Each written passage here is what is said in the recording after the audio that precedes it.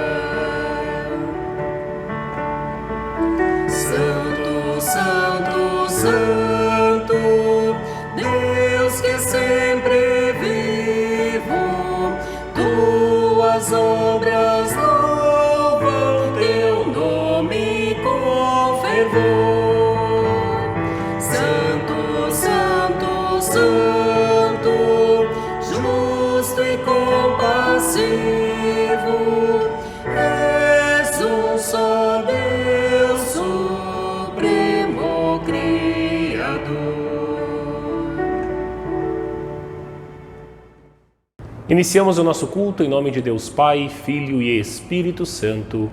Amém. Meus queridos e amados irmãos, de coração sincero, nós vamos agora neste momento também nos achegar diante de nosso Deus aqui no seu altar para pedir a Ele o perdão de todos os nossos pecados. Bom e gracioso Senhor, perante o teu altar nos achegamos para reconhecer os nossos pecados, para pedir perdão a Ti, Senhor, por todos os erros que cometemos. Confiamos na obra de Teu Filho Cristo Jesus, que morreu para nos dar o perdão de todos os nossos pecados. Confiamos que através da obra redentora de nosso Salvador, nós temos agora o perdão que vem dos céus. Tu abres as portas dos céus para o pecador arrependido. E é com coração sincero, Senhor, que nós queremos neste momento confessar a Ti os nossos pecados e dizer que ansiamos pelo perdão que Cristo nos concede. Por Teu amor e graça, Senhor, não nos condene por aquilo que nós merecemos, mas nos dá o Teu perdão, a Tua graça e a Tua misericórdia. É por Cristo Teu Filho que nós pedimos. Amém. Tendo confessado o nosso pecado ao Senhor e confiantes na viva e verdadeira promessa de que Cristo Jesus, o nosso Senhor, morreu para pagar o preço de todos os nossos pecados, nós agora, com um coração em verdadeira fé, nós queremos também receber o perdão que vem da parte de Deus. E da parte e por ordem de Jesus Cristo, meu Senhor, eu digo: todos os teus pecados foram perdoados. Em nome do Pai, do Filho e do Espírito Santo. Amém. A leitura do Salmo para o nosso culto de hoje é o Salmo de número 30, onde o texto bíblico nos diz assim: Ó Senhor Deus, eu te louvo porque me socorreste e não deixaste que os meus inimigos zombassem de mim. Ó Senhor meu Deus, eu gritei pedindo ajuda e tu me curaste. Tu me salvaste da morte. Eu estava entre aqueles que iam para o mundo dos mortos, mas tu me fizeste viver novamente. Cantem louvor a Deus, o Senhor, vocês, o seu povo fiel. Lembrem do que o Santo Deus tem feito e lhe deem graças. A sua ira dura só um momento, mas a sua bondade é para a vida toda. O choro pode durar uma noite inteira, mas de manhã vem a alegria. Eu me senti seguro e pensei, nunca terei dificuldades. Ó Senhor Deus, tu foste bom para mim e me protegeste como uma fortaleza nas montanhas. Depois, tu escondeste de mim e eu fiquei com medo. Ó Senhor Deus, eu te chamei e pedi a tua ajuda. Se eu morrer, quem lucrará com isso? Será que os mortos podem te louvar? Será que eles podem anunciar que és fiel? Ó Deus, escuta-me e tem compaixão de mim. Ajuda-me, ó Senhor Deus. Tu mudaste o meu choro em dança alegre, afastaste de mim a tristeza e me cercaste de alegria. Por isso não ficarei calado, mas cantarei louvores a ti. Ó Senhor Deus, tu és o meu Deus, eu te darei graças para sempre. Até aqui a leitura do Salmo, palavras do nosso Senhor. Amém.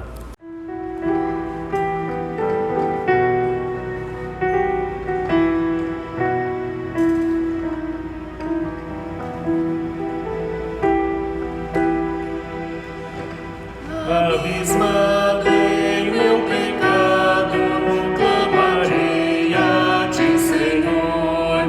Olha o pranto e o desencanto deste pobre pecador. Deus clemente e complacente, vem liberta-me do mal, para amar-te e contemplar-te com a dor de celestial. Cada dia eu passaria ao teu lado, bom Jesus, adorando e proclamando Deus, autor de toda luz. Mas ligado ao meu pecado, quem me livrará, Senhor, dos contritos, os delitos, tira, ó Cristo Redentor. Deus piedoso e caridoso, da verdade eterno autor, eu confesso em Cristo peço redenção por teu amor. Rei amado, desejado, esperança, vida e luz, ser meu dia, noite e dia, para a glória de Jesus. A leitura bíblica para o nosso culto nós encontramos no livro de Lamentações de Jeremias, no capítulo 3, dos versículos 22 até o versículo 33, onde a palavra de Deus nos diz assim: O amor do Senhor Deus não se acaba, e a sua bondade não tem fim.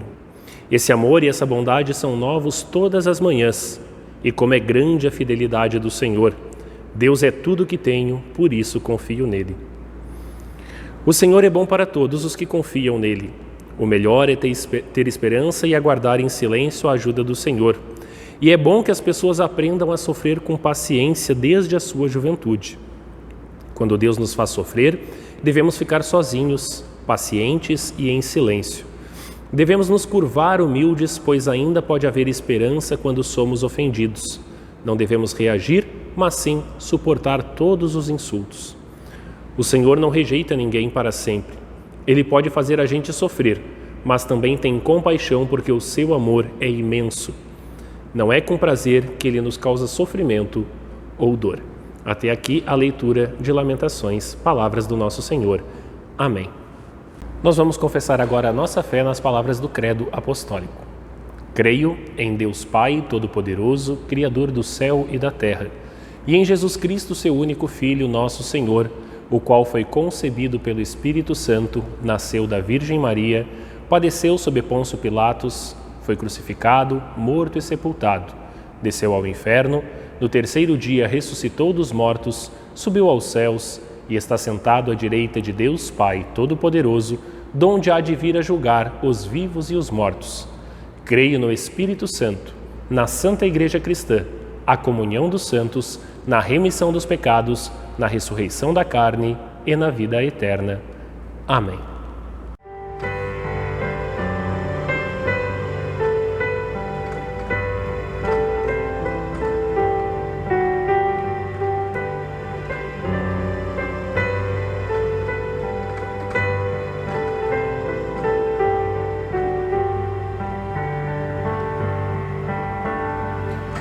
Das profundezas clamo a Deus, escuta os meus gemidos, dos céus inclina os brados meus, graciosos teus ouvidos.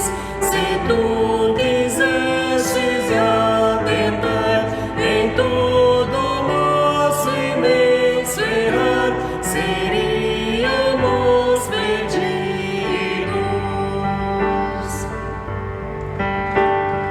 Só tua graça poderá salvar-nos dos pecados. O nosso esforço em vão será, inúteis os cuidados.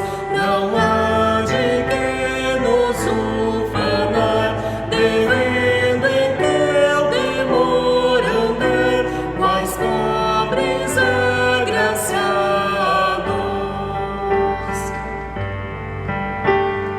Por isso em Deus esperarei, em mim desesperando, meu coração lhe entregarei, em seu amor confiando. Consolo tenho neste amor, que me dedico, meu Senhor, jamais desanimando.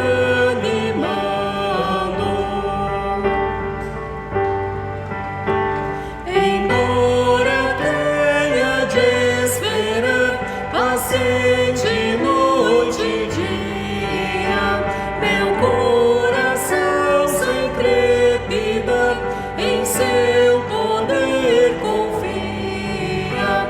Fazeste sempre ser fiel, houver o Filho de Israel, espere em Deus teu guia. E seus pecados muitos são, em Deus mais graça temos. Não tem limite seu perdão, sempre o receberemos. Somente Ele, o bom pastor, e de Israel o Salvador, em quem perdão teremos.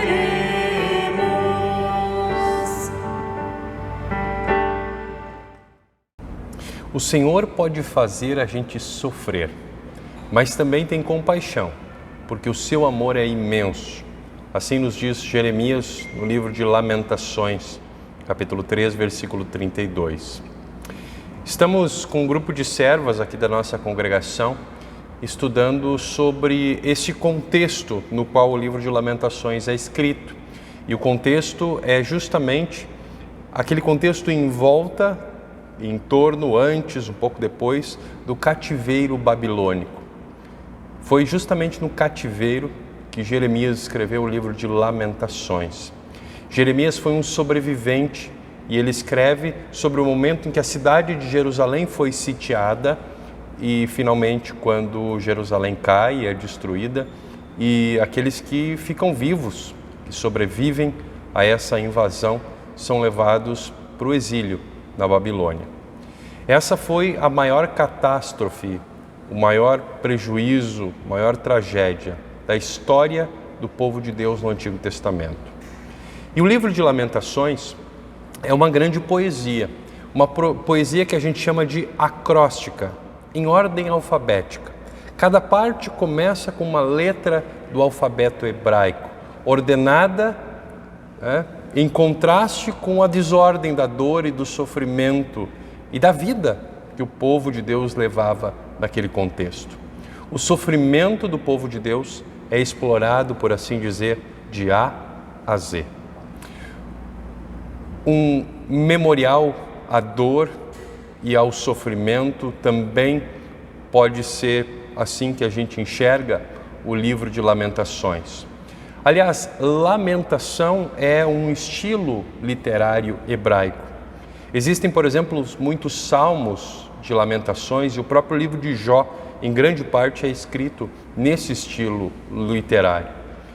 Lamentações são algo muito estranho para nós no século XXI, porque quando um sofrimento acontece, quando uma tragédia acontece, nós não queremos refletir sobre a tragédia, falar sobre a tragédia.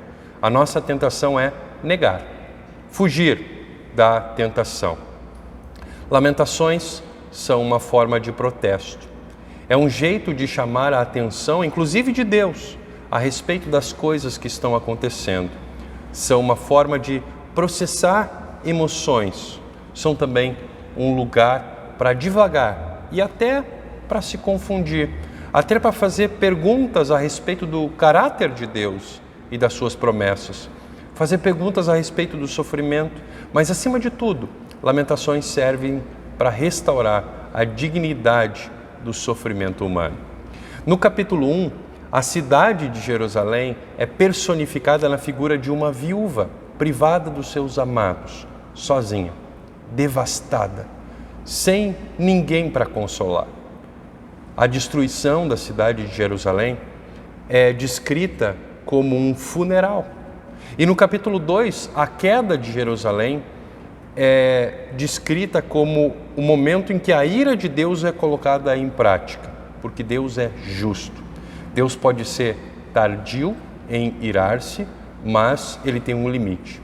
Deus vai punir o mal e com ele não haverá impunidade. A impunidade terá um fim e quem dará fim à impunidade será o próprio Deus. E no capítulo 3 nós temos os primeiros 20 versículos em que nós temos um homem solitário falando a respeito do seu sofrimento por meio de citações de Jó, por meio de citações dos Salmos de Lamentações e de poemas do servo sofredor que são descritos em Isaías. E então vem o nosso texto, capítulo 3, a partir do versículo 21. Essas são as únicas palavras de esperança do livro de Lamentações. E essa ausência de evangelho em quase todo o livro de Lamentações nos faz refletir do fato de que existem situações em que o consolo não está presente e Deus não permite que o consolo esteja presente. Isso é o que acontece com seres humanos impenitentes. Quando nós somos penitentes, quando reconhecemos os nossos pecados, quando nos arrependemos deles, quando queremos lutar contra o nosso pecado, Deus quer que o seu consolo seja presente, que nós ouçamos o Evangelho. Mas diante de corações endurecidos, impenitentes, sem arrependimento, Deus não quer que o seu Evangelho esteja presente, que a sua graça, que o seu perdão seja ali anunciado. E era esse o contexto. Nós temos um povo de Deus impenitente, que não se arrepende do seu pecado, que não reconhece o seu pecado, seguro em sua idolatria e em sua pecaminosidade. O nosso texto é uma boa oportunidade para que a gente reflita a respeito daquilo que a gente chama de antinomismo, que é o fato de a gente considerar que a lei de Deus, ela não é importante, ela é dispensável, inclusive para a vida do cristão. Deus não precisa dizer qual é a vontade dele para a nossa vida, o que importa, aliás, é a nossa vontade. Deus não se ofende de verdade quando a gente contraria a sua vontade, porque afinal de contas, ele é amor. E a gente vai perceber que o contexto de Jeremias é um contexto de denúncia contra falsos profetas.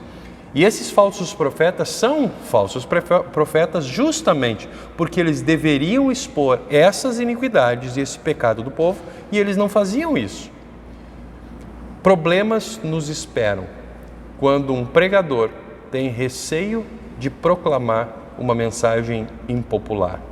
Talvez o povo de Deus mesmo diga ao pastor, ao pregador: puxa vida, se você pregar a palavra de Deus como ela está nas Escrituras, as pessoas vão se afastar. Isso é duro demais, porque a nossa lógica é que o melhor seria que aquele que fala em nome de Deus falasse coisas bonitas, para atrair pessoas. No meio desse livro, que é um livro muito amargo, nós temos aqui no nosso texto uma pílula do mais puro e doce mel do Evangelho. Agora imagine alguém de meio de uma situação desesperadora dizendo: o amor do Senhor Deus não se acaba e a sua bondade não tem fim. Esse amor e essa bondade são novos todas as manhãs. E como é grande a fidelidade do Senhor. Jerusalém completamente devastada, pais chegando ao ponto de matar os seus filhos para se alimentarem, porque estavam desesperados de fome por causa do cerco a Jerusalém. Como essas palavras de Jeremias poderiam ser escritas nesse livro, nesse contexto? Como alguém poderia enxergar a misericórdia de Deus num contexto desses? Só um milagre. E Deus fez esse milagre.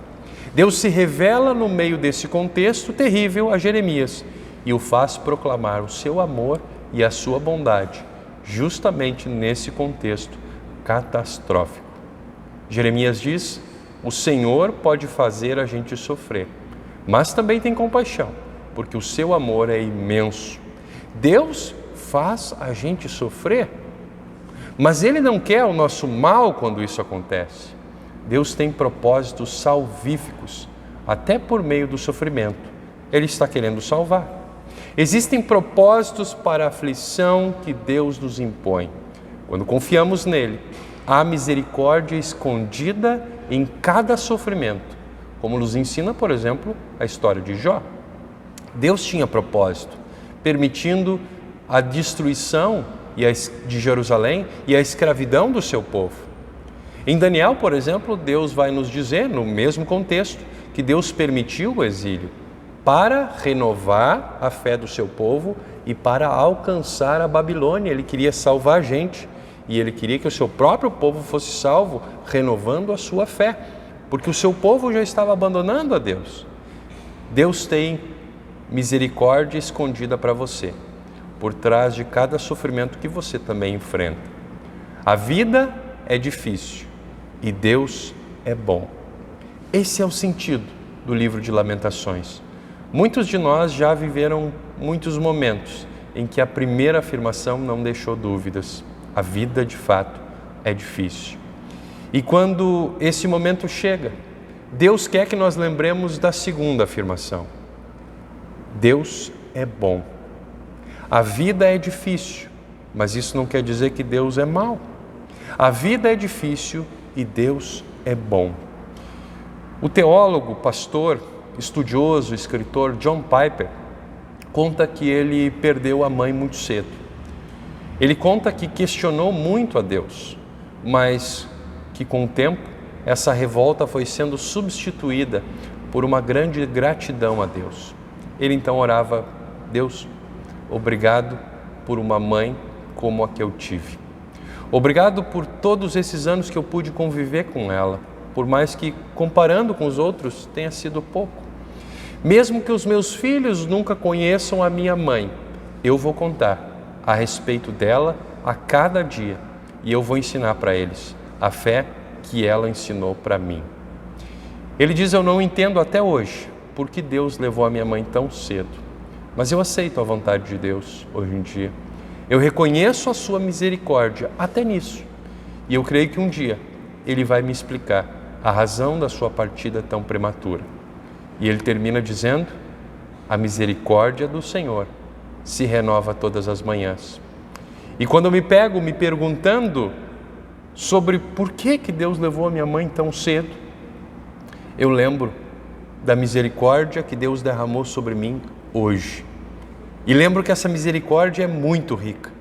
E eu lembro que amanhã tem mais misericórdia para mim ainda. No capítulo 4, o livro de Lamentações faz uma comparação de como as coisas eram em Jerusalém quando Deus as estabeleceu e de como as coisas estão naquele momento em que o profeta está escrevendo. O povo não vê diferença. O povo acha que está tudo certo. No entanto, Deus está por meio do seu profeta denunciando o pecado do seu povo. E o capítulo 5 é o único capítulo que não é acróstico, que não é em ordem alfabética. É como se todo o sofrimento descrito nos 4 capítulos anteriores tenha feito tudo sair do lugar e da ordem. A partir de então, parece que reina o caos. O poema é uma oração do capítulo 5 pela misericórdia de Deus. Quando a gente lê o livro de Lamentações, a gente vai perceber que no livro de Lamentações, sofrer em silêncio não é uma virtude. Aliás, Deus não nos pede que nós neguemos as nossas emoções e os nossos sentimentos quando nós sofremos. Mas, pelo contrário, Deus dá voz às nossas emoções e aos nossos sentimentos. Deus ouve os nossos protestos. O livro termina com perguntas sobre o sofrimento. Por que nos abandonaste? E será que lembrarás de nós outra vez? Ou será que nos rejeitaste para sempre? Será que a tua ira contra nós nunca vai acabar? As nossas experiências de dor e de sofrimento também não respondem a essas perguntas, não têm a mínima condição de responder. É preciso que Deus se revele mais uma vez em Cristo para responder essas perguntas. Que bom que a história não termina aqui. Que bom que a história de Deus e que a revelação de Deus não termina com as perguntas. Deus expõe a nossa iniquidade por meio desse livro, mas Ele nos traz respostas. É importante que nós ouçamos os avisos de Deus por meio de Jeremias, não necessariamente porque nós somos idólatras, como aconteceu com o povo de Deus na época de Jeremias, mas para que nós não caiamos nos pecados que o povo de Deus caiu naquele contexto e para que nós nos arrependamos desses pecados. Por isso Deus chama o seu povo ao arrependimento por meio do cativeiro, por meio do sofrimento, ou nos dias de hoje, por que não dizer, por meio de um vírus que nos assola, que leva pessoas queridas do nosso meio. O livro de Lamentações é um livro muito triste, que nos ensina que nós não vivemos em um mundo em que o pecado não é punido. A ira de Deus pune sim o pecado. Deus se ofende quando a sua vontade é afrontada. Com o pecado não se brinca. E é perigoso e pode levar a consequências terríveis quando a gente brinca com o pecado. Mas Deus não nos rejeitou para sempre, respondendo à pergunta de Jeremias. A rejeição não é definitiva, embora muitas vezes o nosso sofrimento possa nos fazer pensar que a rejeição de Deus é definitiva e que nós estamos sob a ira de Deus e sob a rejeição de Deus. No entanto, nós sabemos que a ira de Deus chegou ao fim quando Ele enviou seu Filho. Deus direcionou toda a sua ira contra o seu próprio Filho na cruz, para você, para que você pudesse ter a certeza de que, por pior que seja o seu sofrimento, ele não será definitivo. Deus pôs um fim no seu sofrimento. Ele tem um limite. O seu sofrimento não é ilimitado, por isso, lamente em seu sofrimento. Se permita lamentar, mas não deixe de se apegar ao amor de Deus, que te ama e que abriu mão do seu Filho por ti. Que o nosso Deus abra os nossos olhos para que a gente possa enxergar a sua misericórdia escondida por trás de cada sofrimento e que nesses momentos de sofrimento a gente possa se apegar à palavra de Deus, que afirma que a vida continua sendo muito difícil, mas Deus, o nosso Deus, continua sendo muito bom. Que Deus abençoe essas palavras nos nossos corações. Amém. Meus amados irmãos, nós temos agora nesta altura do culto a oportunidade de lembrarmos o quão gratificante é agradecer as bênçãos do Senhor em nosso viver. Saber que o seu amor e a sua misericórdia, que se renovam a cada manhã, são para que nós também possamos nos apegar a esta palavra e vivê-la em palavras e ações. E uma das formas que o Senhor espera que nós possamos louvar a Ele é também através das nossas ofertas de gratidão. Nós temos então a lembrança de que cada cristão tem a responsabilidade de ofertar para que a palavra de Deus possa continuar a ser pregada, anunciada, principalmente para as pessoas que ainda não conhecem Cristo como Salvador. Você também é convidado por Deus a fazer parte deste momento de oferta. Por isso, nós queremos que você possa, quando estiver na igreja, trazer a sua oferta, e na impossibilidade de estar aqui, é importante você entrar em contato ou com a tesouraria ou com a secretária da igreja para que você possa também, assim, fazer a sua oferta de gratidão ao Senhor. Que Deus abençoe a você, que Deus abençoe a mim, que Deus abençoe a toda a nossa igreja, na nossa tarefa de sermos ofertantes do reino do Senhor. Amém.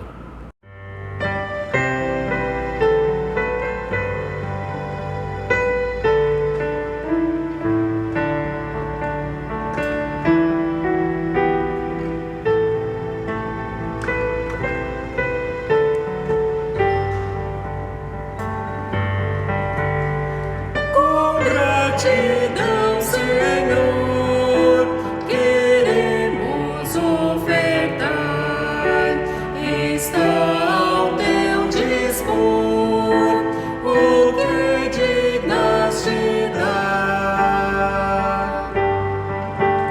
Oh, faz a fé vibrar em nossos corações e vem multiplicar ofertas e orações.